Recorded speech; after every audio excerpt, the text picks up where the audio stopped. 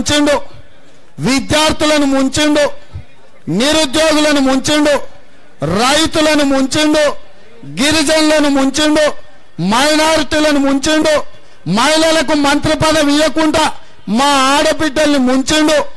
ఇలా చెప్పుకుంటూ పోతే ఇక అటు ఇటు కానోళ్ళను కూడా మోసం చేసిండు. పింఛన్ ఇస్తా అని ఇయ్యలే. ఇవాళ ఆడనో మాడనో తెలియని కేటీఆర్ ను మంత్రిని చేస్తే ఇవాంకు వస్తే గక్కడికి దోలిండు. నేను అడుగుతున్నా, నువ్వు ఆడవా మాడవా లేకపోతే మన్నమన్న వచ్చిన సినిమాలో కాంచనవా అని అడుగుతున్న కేటీఆర్ ను నేను. మహిళా పారిశ్రామికవేత్తల సదస్సులో ఈ రాష్ట్రం నుంచి ఒక మహిళ కూడా ప్రాతినిధ్యం వహించడానికి చట్టసభల నుంచి పంపించకపోతే మీ తండ్రి కొడుకులని ఏమనాలని నేను అడుగుతున్న ఈ సందర్భంగా. ఇవాళ వాళ్ళిద్దరిని చూస్తుంటే, ఇక్కడ నిరంజన్ రెడ్డిని చూస్తుంటే వచ్చేసారి నేను ఎమ్మెల్యే అయితా, తర్వాత హోంమంత్రి అయితే ఒక్కొక్కరి సంగతి చూసుకుంటా అని అంటుండంట. ఇంతకుముందు మా సతీష్ వచ్చి చెప్తున్నాడు ఇట్లా అంటున్నాడని.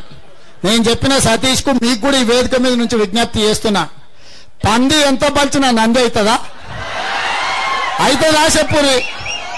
పంది ఎంతనన్నా బలవచ్చు, నంది అవుతుందా? ఉన్నాడు జానారెడ్డి గారితో నేను చేసే విజ్ఞప్తి ఒకటే, మాకు కాదు నీతులు నేర్పాల్సింది, మీ పక్కన మీరు ఏ వేదికలు అయితే పంచుకుంటా ఉన్నారో జానారెడ్డి గారు, మీ పక్కన ఉన్న వాళ్ళ సంగతి చూడండి, ఏం మాట్లాడుతున్నారో చూడండి. ఒక ఆయనేమో ఓటుకు నోట్ల కేసులో దొరికిపోయిన చిల్లర దొంగ, ఆయన కూడా మాట్లాడతాడు, ఆయన కూడా ఊహా ఊహా అని మాట్లాడతాడు, పెద్ద పెద్ద నోరు వేసుకొని. ఆలోచించాలని కోరుతున్నా.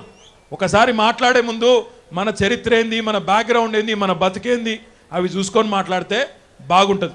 ఆ వేదిక నిండా కేసులు ఉన్నోళ్ళే, సిబిఐ కేసులు, ఓటుకు నోటు కేసు, మన కారులో నోట్లు దొరికిన కేసులు, అన్ని కేసులు ఉన్న వాళ్ళందరూ ఒక బస్సులో బయలుదేరి వాళ్ళు నీతులు చెప్తున్నారు దేశానికి.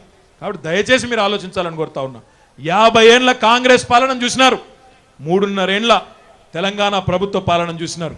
రేపు మిమ్మల్ని కోరేది ఒకటే, నేను ఏ సందర్భం వచ్చినా నల్లగొండ జిల్లా మొత్తం, పూర్వ నల్లగొండ జిల్లా మొత్తం ఏకపక్షంగా ఈ కాంగ్రెస్ పార్టీ నాయకులకు శంకరగిరి మాన్యాలకు పంపించే విధంగా తీర్పునివ్వాలని చెప్పి నేను కోరుతా ఉన్నా. కోదాడ నుంచే, తెలంగాణ ముఖద్వారమైన కోదాడ నుంచే మన విజయయాత్ర కూడా ఖచ్చితంగా మొదలు కావాలి. ఈసారి తప్పకుండా ఈ కాంగ్రెస్ నాయకులందరికీ ఇంటి దారి పట్టించే బాధ్యత కూడా మీరే తీసుకోవాలని చెప్పి కూడా నేను కోరుతా ఉన్నా. మరి మంత్రి గారు, శశిధర్ రెడ్డి గారు, ఎంపీ గారు అందరూ కూడా చెప్పినారు, మరి రాకొచ్చినావు మంత్రిగా కోదాడకి, కాబట్టి మీరు తప్పకుండా డబ్బులు ఇవ్వాలని చెప్పినారు. 2 దఫాలుగా తప్పకుండా 50 కోట్ల రూపాయలు మున్సిపాలిటీకి ఇచ్చే బాధ్యత నాది అని చెప్పి నేను మీకు మనవి చేస్తా ఉన్నా. కానీ రెండు దఫాలుగా ఇస్తా, ఏమనుకోవద్దు. ఇంకొక మాట ఏంటండి, వీడియో నచ్చిందా? అయితే ఓ లైక్ వేసుకోండి, లేదంటే ఓ కామెంట్ చేయండి. ఎప్పటికప్పుడు మా వీడియోస్ చూడాలంటే సబ్స్క్రైబ్ చేసుకోండి.